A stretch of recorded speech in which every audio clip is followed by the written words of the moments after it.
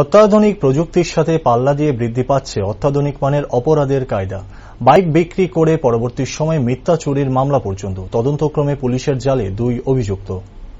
Bike বিক্রি করে চুরি হয়ে যাওয়ার মিথ্যা মামলা, আসল রহস্য বেরিয়ে আসতে অবশেষে গ্রেপ্তার 2 জন। জানা গেছে, বেশ কিছুদিন আগে উদয়পুর কাকরাবন হদ্রা এলাকার মনীষ আচার্য TR03M8514 নম্বরের পালসার বাইক বিক্রি করে দেয় কাকরাবন রানী এলাকার প্রসেনজিৎ দাসের কাছে। কিন্তু পরবর্তী সময়ে মনীষ আচার্য তার বাইকটি চুরি হয়েছে বলে রাধাকিশোরপুর থানায় মামলা দায়ের করে। তবে রাধাকিশোরপুর থানার ওসি বাবুল দাস সহ পুলিশের একটি স্পেশাল টিম তদন্তে নেমে কার্যত চক্ষু চড়ক গাছ অবস্থা। তদন্তে বেরিয়ে আসে, বাইকটি মনীষ আচার্য 35,000 টাকার বিনিময়ে প্রসেনজিৎ দাসের কাছে বিক্রি করে দিয়েছিল পূর্বে।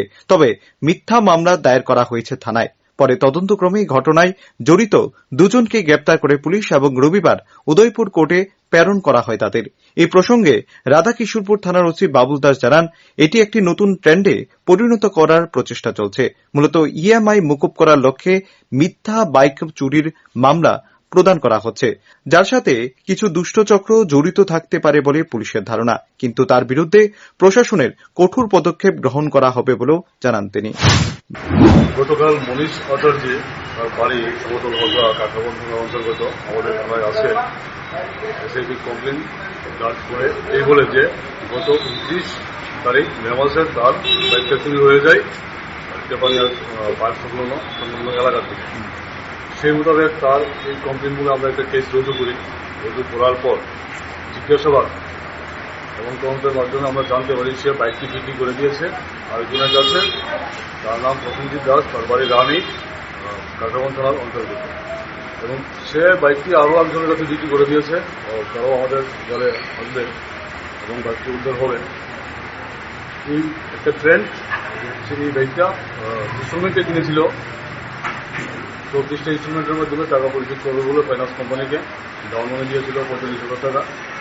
তারপর সে 4টা কিস্তি দেওয়ার পর সে বাইকটি বিক্রি করে দেয় এবং আমাদের কাছে আসে এফআইআর নেওয়ার জন্য, বাইক চুরি হয়েছে বলে। এফআইআর নিয়ে ফাইন্যান্স কোম্পানিকে দিয়ে দিলে সে রিল্যাক্স, তারা আর কোনো দায়িত্ব কোনো কিছুই থাকবে না। এই ধরনের একটা ট্রেন্ড। তো আমরা এই নিয়ে 4টা এই ধরনের ঘটনা আমরা ক্র্যাকডাউন করতে পেরেছি। তো আশা করি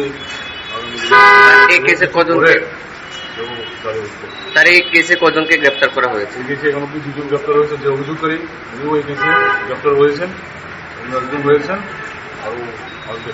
কত নম্বর মামলাটা? 3 নম্বর। কি মনে হয় এই ঘটনার সাথে কি আরো মানুষ যুক্ত থাকতে পারে? এটা organised crime. Bureau report, rising Tripura.